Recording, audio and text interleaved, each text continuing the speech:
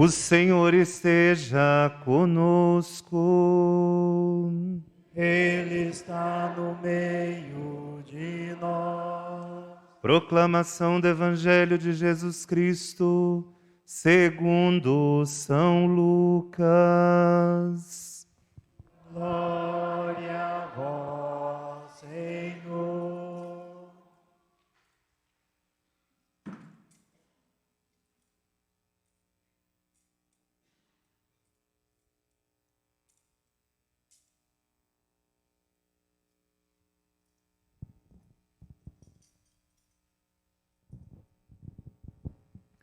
Naquele tempo, o Senhor escolheu outros 72 discípulos e os enviou 2 a 2 na sua frente a toda cidade e lugar onde ele próprio devia ir.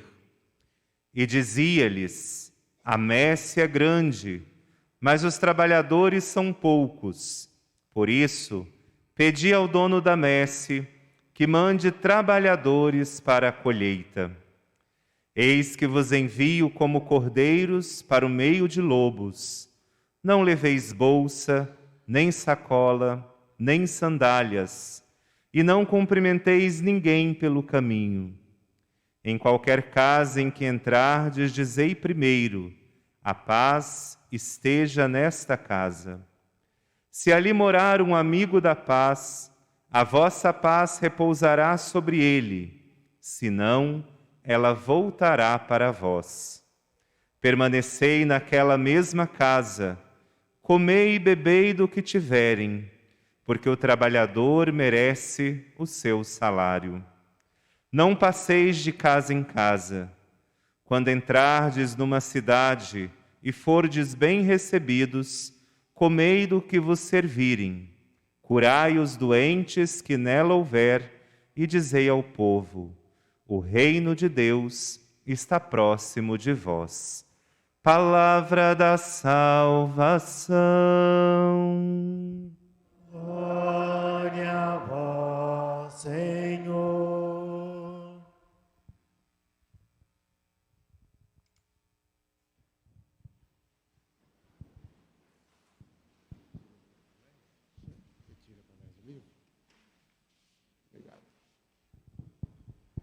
Queridos irmãos e irmãs aqui reunidos, irmãos e irmãs que estão rezando conosco neste momento, pelos meios de comunicação, então nós sabemos que o tema de hoje é Frei Galvão e o cuidado com os enfermos.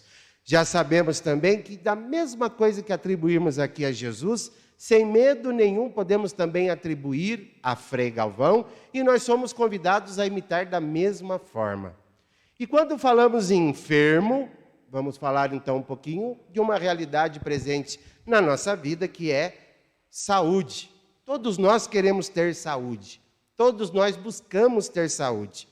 E aí eu comecei lá, hoje à tarde, uma chuvarada que Deus dava, um baita copão de café com leite. Minha preocupação é definir saúde. É um enunciado mais complicado que o outro. Coisa para doutor mesmo. E aí então, nas minhas conclusões, eu tirei que ter saúde, primeiramente, é ter bem-estar físico, não é assim? Depois, ter bem-estar mental, cabeça boa, mais do que nunca a gente precisa. Bem-estar social, a gente está um pouquinho convivendo, graças a Deus. A gente está começando a querer conviver um pouquinho mais, mas ainda a pandemia se faz presente. E, acima de tudo, podemos colocar bem-estar espiritual.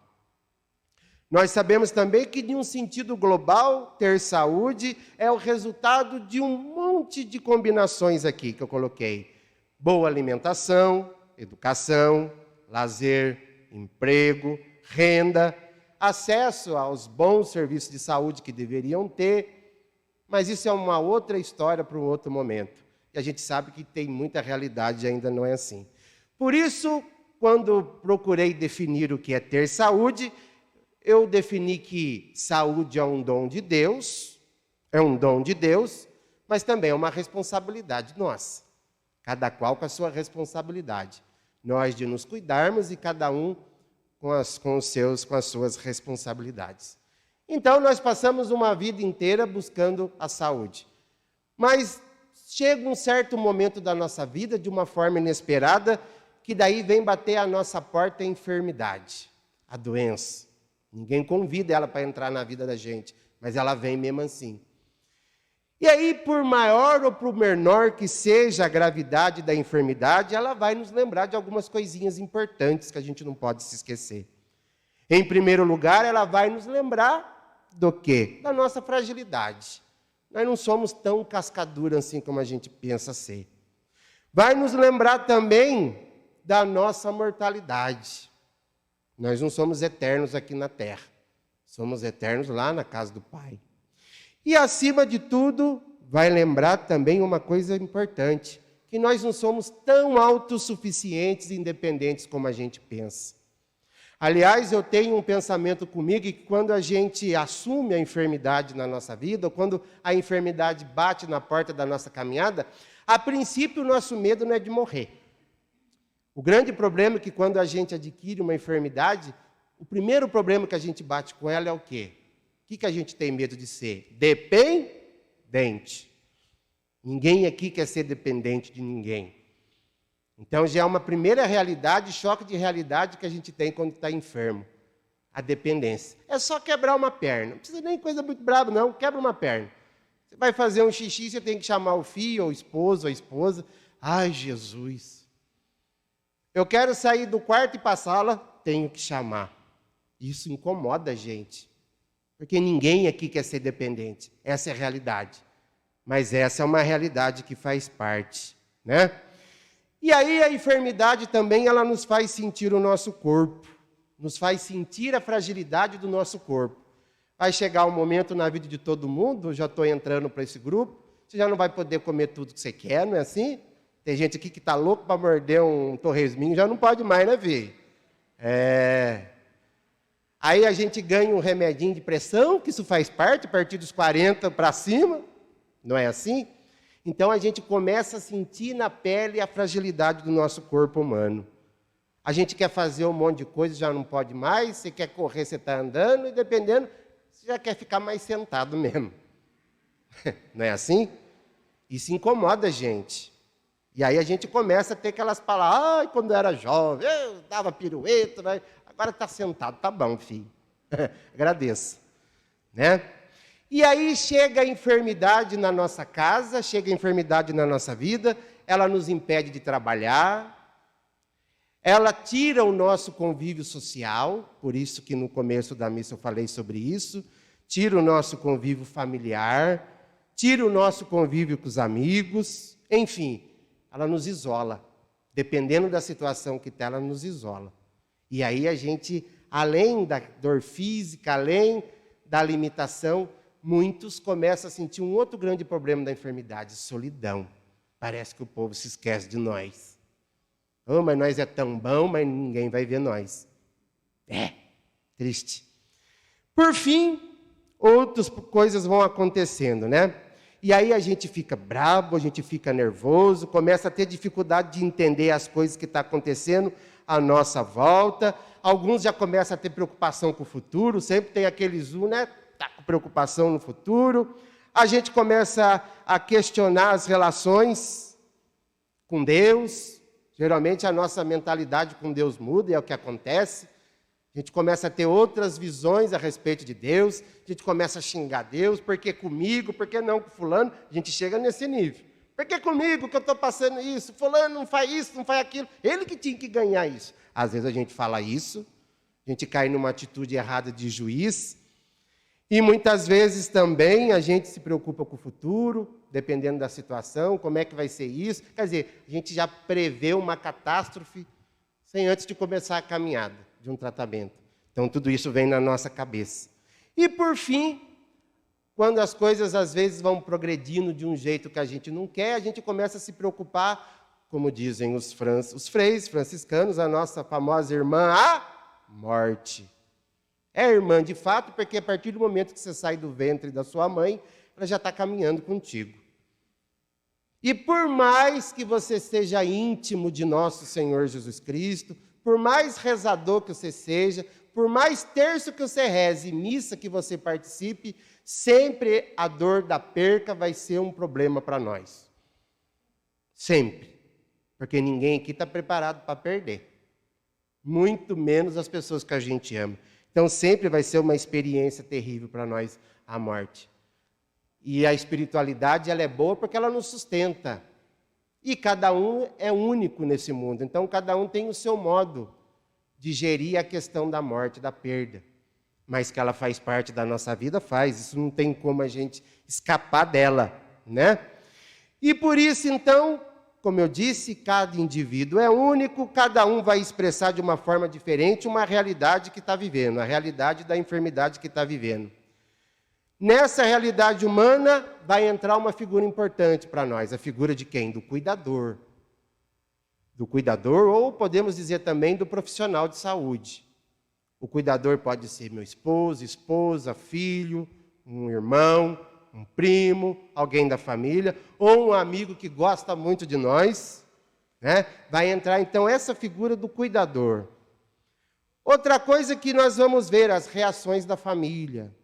Quando muitas vezes a gente recebe uma notícia desagradável, uma coisa complicada de se enfrentar, a gente sabe muito bem que toda a família se desestrutura. Não desestrutura? Aí entra o medo, a angústia de buscar uma solução muito rápida. Muitas vezes a gente não tem como dividir as nossas tristezas, as nossas dúvidas. A gente fica naquela angústia e corre com o exame, busca alguma coisa acontecer, um milagre para poder correr logo o exame. Muitas vezes as notícias que a gente tem não são boas. E, infelizmente, muitas vezes, a partir dessa realidade que já é triste, já é pesada, vão começar a surgir as brigas, as discussões, enfim. Muitas vezes a família se desmantela por causa da enfermidade. Ah, seu padre, mas não é toda a família que é assim, graças a Deus. O que eu estou dizendo é quando a família, antes da enfermidade bater na nossa porta, se a família já é uma família unida, se é uma família que se conversa de laços fortes, é claro que quando a enfermidade chegar na porta da nossa família, a gente vai estar junto. Vamos sofrer, vamos chorar, mas vamos estar junto. Agora, pensem vocês quando a enfermidade já chega dentro da casa de uma família desestruturalizada, sem diálogo. Ou o famoso cada um por si, Deus por todos. É aquela velha coisa que todos nós já sabemos. Tudo vai cair nas costas, na responsabilidade de um.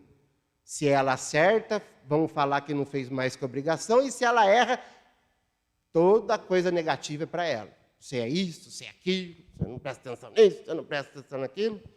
E aquelas realidades que a gente já sabe muito bem, se nós já não as enfrentamos. Como já diz uma música, ou a sabedoria popular, vamos falar um pouquinho de pai ou mãe, um pai trata 10 filhos não trata de um pai. Já diz a sabedoria popular. Um pai trata 10 filhos. 10 filhos não trata de um pai. E sempre é aquela velha historinha. Família que tem filha ou filho sorteiro, é você. Você é o sorteiro. Você tem mais tempo. Eu tenho família. É assim que geralmente. Eu não escutei isso porque eu sou filho único, né? Não tinha jeito de escutar. Então, a responsabilidade já foi toda minha. Mas quando tem muitos irmãos, geralmente é assim que eu escuto. Você é o sorteiro, então a responsabilidade é sua. Eu vou lá, compro isso, compro aquilo, e fica nisso. Não compro isso, compro aquilo. Vamos chegar lá no que eu quero dizer, né? E por isso, então, dentro da família, essa pessoa, a pessoa do cuidador, da cuidadora, da família, ela também vai enfrentar os mesmos problemas do doente, do enfermo, dependendo da enfermidade. Uma delas é a alteração do convívio social. Você não vê mais seu amigo lá junto com você, brincando, né? Aí você fala, onde é que está o fulano? Está cuidando do doente, está cuidando do pai, está cuidando da mãe, está cuidando da avó. Então, ele também tem a sua alteração social, né? Muitas vezes, a família não revela o que está acontecendo, aí fica escondendo a realidade. O negócio está complicado, mas na rua, não, está tudo bem, está um sol, está uma maravilha. Mas, na verdade, não está. Ainda arruma outra doença, porque fica escondendo, fica retendo. Não sei por que, às vezes fazem assim, mas é o que acontece, né? E muitas vezes chega o cansaço, também a solidão, eles passam, né? E aí, muitas vezes, o doente é o chefe da família, não é assim? é ele que mantém tudo, a estrutura toda, é ele que acorda às 6 horas da manhã e que dá comida para o passarinho, é ele que tira o lixo 6 horas da manhã, e de repente essa estrutura, essa pessoa que é a fortaleza da casa, está enferma, e aí acontece também uma mudança de estrutura dentro de casa, de papéis. Eu, que era o filho, acordava 10 horas, de repente minha mãe me chega, filha, a partir de agora eu sei que vai fazer isso. Pronto, para quê? Eu sou filho. Ou eu não tenho nada com isso. Então, essa é uma realidade que acontece dentro. E, finalmente, também, a dor da perda. Como eu falei para vocês. Por mais religioso que eu seja, por mais rezador que eu seja, vai ser uma complicação para a gente passar. Vai ser difícil. E aí vocês vão me perguntar, mas da onde que eu vou tirar então força, motivação, coragem para poder passar por esse problema inevitável? Na própria pessoa de Jesus. Na própria pessoa de Jesus. Pegando um pouquinho no tempo de Jesus, além de tudo isso que nós passamos nas realidades de hoje, ainda havia um outro grande problema no tempo de Jesus. A doença no tempo de Jesus era considerada castigo de Deus. Castigo divino. Olha para vocês verem. Vamos pegar o caso na Bíblia dos leprosos. Vamos pegar os leprosos. Era castigo de Deus. Então, não devemos olhar muito para eles, não. E que, infelizmente, não podia nem ser tocado. Vocês observam nos evangelhos que fala dos leprosos, os evangelistas fazem questão de falar que Jesus fez o que com o doente? Tocou. Entrou na realidade do enfermo. Porque naquele tempo não podia tocar no pobre do leproso, não. Se você tocasse, você ia se tornar uma pessoa impura. Você também ia ser castigado por Deus. Então, quando Jesus se envolve com os enfermos, a primeira coisa que ele faz, ele rompe com essa marginalização que tinha com o enfermo. É a grande novidade em relação aos enfermos, Jesus e os enfermos. Ele rompe essa marginalização. O que é uma pessoa marginalizada, deixada no canto? Ele traz o doente para o centro das discussões. Como aquele camarada de mão seca. Lembra aquele evangelho do camarada de mão seca? O cara só tinha a mão seca. O que Jesus fez? Tacou no meio da discussão. Era uma doença até então que dava para o cidadão, não tinha tanta pressa de curar. Mas como era num dia de sábado, e Jesus queria mostrar que não importa se é segunda, terça, quarta, quinta, sexta, sábado, o que importa é a vida humana e a dignidade do ser humano. Jesus então traz a enfermidade em questão, para todo mundo ver. É como se ele falasse, esse problema não é só é nosso, é da família toda, não é só de um. Né? Então, a primeira coisa bonita que a gente vê que Jesus faz, ele rompe com essa marginalização, com essa condenação moral que tinha naquela época, né? A qual era cometido todo enfermo. E aí ele vai fazer o quê? Ele vai desenvolver, como eu disse, a dignidade do doente, ele vai trazer de volta a dignidade do doente, vai trazer de novo ao doente, ao enfermo, a coragem e a vontade de sonhar de novo, né? E por isso Jesus ele é movido por um sentimento que todos nós devemos também nos envolver, quando a gente está em relação ao enfermo. Jesus sente compaixão. Vocês sabem muito bem o que significa compaixão. Compaixão é aquele amor entranhado no coração, na carne, é quando você se coloca no lugar do outro. Compaixão. É diferente de dó. Quando eu falo que eu tenho dó do cidadão, é como se eu fizesse assim, em nome do Pai, do Filho e do Espírito Santo, que bom que não é comigo, com a minha família, e ó, perna para que te quero. Agora, compaixão, não. Eu me sinto no lugar da pessoa. Eu sinto a dor da pessoa. Eu sofro com a pessoa. E Jesus tinha isso. E ele nos convida a ter isso. Compaixão. E que, de alguma forma, eu posso fazer parte da vida da pessoa. Ajudar a pessoa a viver um pouquinho melhor, a uma condição melhor, a uma dignidade melhor.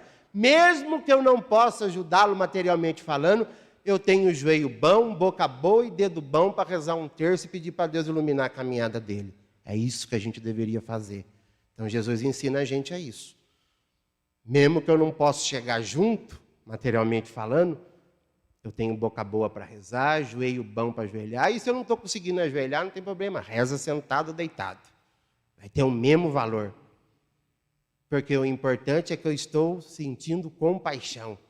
E Deus ama aqueles que sentem compaixão, sofrer com o que sofre. Porque o próprio Jesus sofreu. Vamos lembrar quando ele chegou lá na sepultura do Lázaro. É um dos poucos momentos do Evangelho que eu acho que fala que Jesus chorou. Acho que uns 2 momentos de Evangelho que fala que Jesus chorou. Quando ele estava lá no monte, ele olhou para Jerusalém e falou: ah, Jerusalém, se você tivesse me ouvido como eu queria que vocês me ouvissem. Mas vocês não querem ouvir eu? E também quando ele chegou em Lázaro, sentiu a morte do amigo dele. Jesus sentiu, chorou. Por isso, então, nós podemos dizer que Jesus nos convida a ter compaixão, amor sentido, entranhado. E aí, o mais importante também, que é bom a gente falar aqui, Jesus era solidário, presença solidária. Como eu disse para vocês, o maior sofrimento de um enfermo, muitas vezes, é a solidão. É de ser esquecido, não ser lembrado, né? Por isso, hoje, nós somos chamados também a se perguntar com muita sinceridade, cada um de nós, qual é o nosso relacionamento com o enfermo? Hein? Sabemos, então, que tanto Jesus como Frei Galvão e todos os outros santos que trabalharam de um modo especial nessa questão da enfermidade, todos eles tinham essa presença solidária, estavam juntos. O enfermo sabe muito bem que a gente não vai resolver muitas vezes o problema deles. Eles sabem disso. A gente não é médico, mas a importância de estar junto é o que basta. Ou de ser lembrado é o que basta. É o que a gente quer. Geralmente é o que a gente quer, né? A gente sabe que as pessoas que a gente ama, que amam a gente, não vão ter resposta para tudo, para esse momento principalmente, mas estar junto é legal. Também recupera a saúde mental, a saúde da presença. Isso é muito importante. E por isso, com as suas palavras, com as suas atitudes, Jesus convida também os enfermos a ter atitude positiva, construtiva, criadora, a buscar a saúde, porque, como eu disse no começo da missa, os enfermos também evangelizam. Os enfermos também evangelizam. São como um espelho para nós, para lembrar que nós também somos limitados, frágeis, e que nós também não somos tão autossuficientes assim e autônomos assim como a gente pensa. E o que a gente pode tirar de concreto tudo isso, né? Quando Jesus ele faz as suas curas, a gente vê nos evangelhos, são gestos humanizadores. Como assim gestos humanizadores? Jesus não faz nenhum gesto de curandeiro profissional, não. O que ele faz? Ele toca, ele abraça, pega na mão, motiva com as palavras, escuta. E como eu disse, a preocupação de Jesus não era só curar o físico do enfermo. Ele quer curar o enfermo como um todo. Por isso que, algumas vezes que apresentaram os enfermos a Jesus, qual é a resposta dele? Teus pecados estão perdoados. Ele vai dizer para alguns, levanta-te e anda. Enfim, ele quer restaurar o ser humano como um todo, né? Lembremos lá no começo do que eu falei. O que é ter saúde? Bem-estar físico, mental, social e espiritual. E por isso, então, o que a gente pode aprender de Jesus? E o que certamente Frei Galvão também fazia em relação aos enfermos? Uma coisa que a gente tem que desenvolver muito bem em relação ao enfermo, a habilidade da escuta. Temos que ter os ouvidos bons, falar menos e escutar mais, né? A habilidade da escuta, escutar bastante. Geralmente o enfermo, como eu disse lá no comecinho da nossa reflexão, ele entra num choque da realidade que ele está vivendo e com o passado que ele viveu, e às vezes ele tem aquela vontade de falar coisas que está muito tempo no coração, e aí a gente vai desenvolver o nosso ser cristão. Escuta, sem julgar. Não cabe a nós julgar. Se fez, não fez, como é que fez, por que fez. Mas escuta. Tem que ter paciência. Tem que ter tolerância, né? Ajudar o enfermo com essa escuta a se encontrar consigo mesmo, como Jesus fazia, a se encontrar com a família, porque muitas vezes esses enfermos estão afastados da família, brigados com a família. E dependendo da situação, creio que a maioria de vocês já viveram isso, muitas vezes quando o enfermo ele vê que geralmente está começando o momento da passagem dele para a vida plena, ele começa a chamar um. Vocês já viveram isso? começa a chamar um, começa a chamar outro. Tem que levar isso a sério. Porque é o momento dele se reconciliar com ele mesmo, com a família, e por que não até o próprio com Deus. Porque no momento da enfermidade, dependendo da gravidade, vamos ter outra visão de Deus, como eu disse. Muitas vezes nós vamos ficar decepcionados com Deus. Ah, meu Deus, por que eu estou passando tudo isso? Eu sou tão bonzinho, eu pago o dízimo todo mês certinho, eu vou na missa todo domingo, eu rezo o terço, eu dou comida na porta de casa. Por que eu estou passando essa enfermidade? Não sei. Quando você estiver na frente do Todo-Poderoso, você pergunta para Ele. Né? Ou muitas vezes, além dessa raiva de Deus, dessa descrença de Deus, a gente muitas vezes quer barganhar com Deus. Quantas vezes nós já não vimos isso?